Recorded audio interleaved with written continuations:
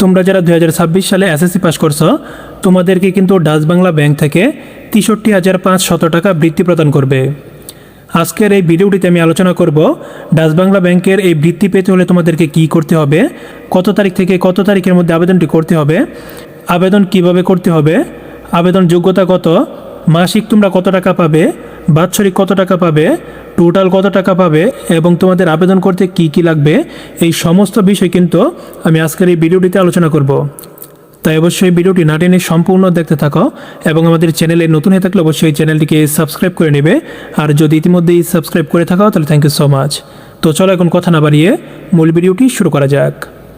তোমরা কিন্তু দেখতে পাচ্ছ এখানে আমি একটি নোটিশ ওপেন করে রাখছি। এটি মূলত ডাচ বাংলা ডিবিবিএল স্কলারশিপের নোটিশ এবং এখানে যদি তোমরা খেয়াল করো তাহলে কিন্তু দেখতে পারবে 2026 সালের এসএসসি সমমান পরীক্ষায় উত্তীর্ণ সকল ছাত্রছাত্রীদের অভিনন্দন। তারপর এই পাশে লেখা আছে ডাচ বাংলা ব্যাংকের শিক্ষাবৃত্তি হোক দীপ্তিময় জীবনের স্বপ্ন পূরণের সেতুবন্ধন। তারপর দেখো নিচে বিস্তারিত বলা আছে ডাচ বাংলা ব্যাংকের তার শিক্ষাবৃত্তি কর্মসূচির আওতায় দেশের বিভিন্ন শিক্ষা প্রতিষ্ঠানে উচ্চ মাধ্যমিক, স্নাতক ও স্নাতকোত্তর পর্যায়ে অধ্যয়নরত মেধাবী ও আর্থিকভাবে অসচ্ছল ছাত্রছাত্রীদেরকে বৃত্তি প্রদান করে আসছে। এই ধারাবাহিকতায় 2026 সালের এসএসসি সমমান পরীক্ষায় উত্তীর্ণ মেধাবী শিক্ষার্থী, শিক্ষাক্ষেত্রে আর্থিক সহায়তা প্রত্যাশী নিম্নবর্ণিত যোগ্যতা সম্পন্ন ছাত্রছাত্রীদের কাছ থেকে অনলাইনে বৃত্তির জন্য দরখাস্ত আহ্বান করা হচ্ছে।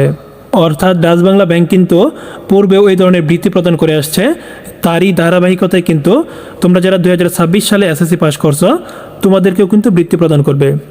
তো চলো এখানে দেখি এই বৃত্তির আবেদন যোগ্যতা কত। দেখতে পাচ্ছ এখানে দেওয়া আছে বৃত্তির জন্য আবেদন যোগ্যতা ন্যূনতম সিজিপিএ চতুর্থ বিষয় ব্যতীত সকল গ্রুপের জন্য, অর্থাৎ বিজ্ঞান, মানবিক, ব্যবসায় সকল গ্রুপের জন্য কিন্তু এই নিয়মটি প্রযোজ্য। তারপর দেখো এখানে বলা আছে এসএসসি ও সমমান সিটি কর্পোরেশন এলাকার অন্তর্গত শিক্ষা প্রতিষ্ঠানের ক্ষেত্রে ন্যূনতম জিপিএ 5 পেতে হবে।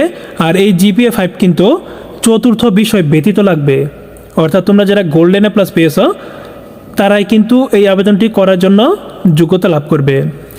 তারপর জেলা শহর এলাকার অন্তর্গত শিক্ষা প্রতিষ্ঠানের ক্ষেত্রেও কিন্তু জিপিএ 5 লাগবে এবং সেটি কিন্তু চতুর্থ বিষয় ব্যতীত।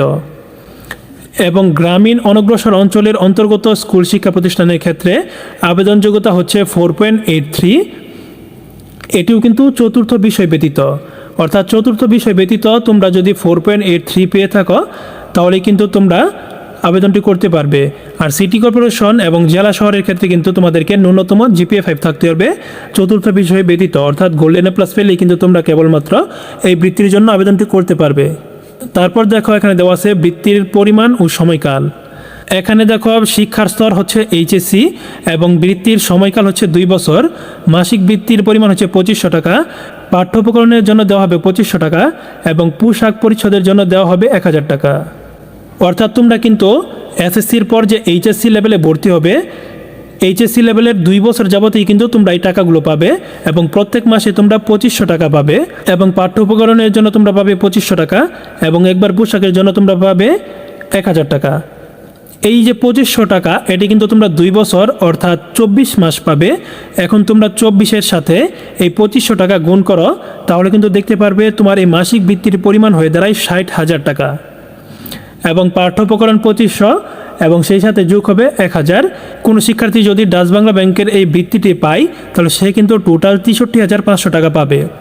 এখন তারপর দেখো নিচে কিন্তু বৃত্তির অন্যান্য নীতিমালা বলা আছে। যেসব ছাত্রছাত্রী সরকারি বৃত্তি ব্যতীত অন্য কোনো উৎস থেকে বৃত্তি পাচ্ছেন তারা ডাচ বাংলা ব্যাংকের শিক্ষাবৃত্তির জন্য যোগ্য বলে বিবেচিত হবেন না। এবং তারপর দেখো বলা আছে গ্রামীণ অনগ্রসর এলাকায় অবস্থিত শিক্ষা প্রতিষ্ঠান থেকে উত্তীর্ণ ছাত্রছাত্রীদের জন্য বৃত্তির শতকরা 90% নির্ধারিত থাকবে এবং মোট বৃত্তির শতকরা 50% ছাত্রীদের প্রদান করবে। এবং তারপর দেখো বলা আছে 2026 সালের এসএসসি ও সমমান পরীক্ষায় উত্তীর্ণ আগ্রহী উপরোক্ত যোগ্যতা সম্পন্ন ছাত্রছাত্রীদেরকে অনলাইনের মাধ্যমে কিন্তু আবেদনটি করতে হবে। এবং তারপর দেখো আবেদন করতে তোমাদের কি কি তথ্য লাগবে সেগুলো কিন্তু এখানে দেখাচ্ছে। আবেদনকারীর পাসপোর্ট সাইজের রঙিন ছবির স্ক্যান কপি, অর্থাৎ তোমার পাসপোর্ট সাইজের রঙিন 1 কপি ছবি লাগবে এবং তোমার পিতামাতার পাসপোর্ট সাইজের রঙিন ছবির স্ক্যান কপি লাগবে এবং তোমার এসএসসির নম্বরপত্র এবং প্রশংসাপত্রের স্ক্যান কপি লাগবে। এখন প্রশ্ন হচ্ছে আমাদের তো এখনো মার্কশিট দেয়নি, সেই ক্ষেত্রে কিন্তু তোমরা অনলাইন থেকে মার্কশিট ডাউনলোড করে ওই মার্কশিট দিয়েই আবেদনটি করতে পারবে। পরবর্তীতে যখন তোমাদেরকে সরাসরি ডাকবে ততক্ষণে কিন্তু তোমাদের মার্কশিট তোমাদের স্কুলে চলে আসবে। এবং তারপর দেখো প্রশংসাপত্রের স্ক্যান কপি। এই প্রশংসাপত্রটি কিন্তু তোমরা স্কুলে গিয়ে বললেই হবে, তাহলে কিন্তু তোমাদের শিক্ষকরা তোমাদেরকে প্রশংসাপত্রটি দিয়ে দিবে। তারপর দেখো এখানে কিছু গুরুত্বপূর্ণ তারিখ দেওয়া আছে, যেগুলো কিন্তু তোমাদের জন্য খুবই গুরুত্বপূর্ণ। আবেদন কিন্তু ইতিমধ্যেই চলমান আছে, আর সেই আবেদনটি কিন্তু চলবে 4ই সেপ্টেম্বর পর্যন্ত। এবং ওয়েবসাইটের মাধ্যমে প্রাথমিকভাবে বাছাইকৃত প্রার্থীদের তালিকা প্রকাশ করা হবে 22 সেপ্টেম্বর তারিখে। এবং তারপর দেখো বলা আছে প্রাথমিকভাবে বাছাইকৃত প্রার্থীদেরকে ডাচ বাংলা ব্যাংকের উপরিক্ত ওয়েবসাইট থেকে প্রাইমারি সিলেকশন লেটার এবং প্রদত্ত নির্দেশিকার প্রিন্ট কপি সহ সকল কাগজপত্রের সত্যতা যাচাইয়ের জন্য ডাচ বাংলা ব্যাংকের যে কোনো শাখা অথবা মোবাইল ব্যাংকিং অফিসে উপস্থিত হওয়ার তারিখ হচ্ছে 23 সেপ্টেম্বর 2026 থেকে 13 অক্টোবর 2026 পর্যন্ত। অর্থাৎ যে সকল শিক্ষার্থীরা প্রাথমিকভাবে নির্বাচিত হবে তোমাদেরকে কিন্তু তোমাদের প্রয়োজনীয় কাগজপত্র সহ ডাচ বাংলা ব্যাংকের যে কোনো শাখায় 23 সেপ্টেম্বর থেকে 13 অক্টোবরের মধ্যে তোমাদেরকে ডাকবে। ওই সময়ের মধ্যে কিন্তু তোমাদেরকে সরাসরি যে কোনো শাখায় চলে যেতে হবে তোমাদের কাগজপত্র সহ। এবং যখন তোমরা কাগজপত্র নিয়ে চলে যাবে এবং তোমাদেরকে যাচাই বাছাই করবে, তখন কিন্তু এই চূড়ান্ত ফলাফল ডাচ বাংলা ব্যাংকের আমি যে ওয়েবসাইটটিতে আছি এই ওয়েবসাইটের কিন্তু ডিবিবিএল স্কলারশিপ পেজে এটা দেখাবে। এবং তারপর দেখো বলা আছে সরাসরি ডাকযোগে কুরিয়ার যোগে কোনো আবেদন গ্রহণযোগ্য হবে না। অর্থাৎ আবেদনটি কিন্তু এই ওয়েবসাইটেই করতে হবে, সরাসরি কিন্তু কোনো আবেদন গ্রহণ করা হবে না। আশা করি তোমরা এই পর্যন্ত বুঝতে পারছো। এখন চলো দেখে নেই ডাচ বাংলা ব্যাংকের এই বৃত্তির আবেদনটি কিভাবে করতে হবে। এই আবেদনটি অবশ্যই তোমরা চাইলে নিজেরা করতে পারবে না, এটি একটু ঝামেলার কাজ। তাই আমি এই ক্ষেত্রে রেফার করব তোমরা অবশ্যই যে কোনো একটি অভিজ্ঞ কম্পিউটারের দোকান থেকে আবেদনটি করে নিতে, কেননা নিজের আবেদন করলে কিন্তু ভুল করবে, আর যদি ভুল হয়ে যায় তাহলে কিন্তু তোমাদের এই বৃত্তি পাওয়ার সম্ভাবনা অনেকটাই কমে যাবে। আবেদনের লিঙ্কটি আমি ডেসক্রিপশনে দিয়ে দিব, তোমরা এই লিঙ্কে সরাসরি প্রবেশ করলেই কিন্তু তোমাদের সামনে এই পেজটি চলে আসবে। তারপর তোমরা এখানে দেখতে পারবে apply for HSC graduation scholarship, তোমরা এটিতে একটি ক্লিক করবে।